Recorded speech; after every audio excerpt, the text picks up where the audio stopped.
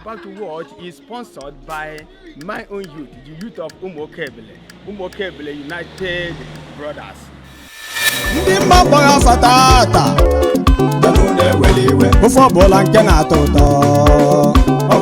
The fat legend been the ego. Money na bamba to Uberu again. Onye chọrọ aha anyị bịa n'ọgba egwu. Onye ahụ bụrụ n'aka n'ụzọ ka ebe ya otu esi na-ejide nka bụ n'aka. O jikwa mmiri kwa aka ya. Ndị a bụ ndị na-eme mma. Ndị ọdịnaka na-eme mma. Ndị ọdịnaka na-eme mma. Ndị ọdịnaka na-eme mma. Ndị ọdịnaka na-eme mma.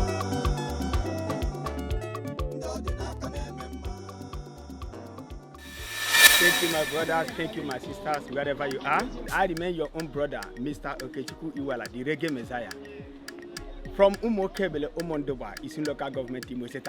Keep supporting your brother, keep promoting your brother, keep encouraging your brother. Please, my YouTube channel, Reggae Messiah, go there, share, subscribe, like, most importantly, comment and let them make you happy. Thank you very much.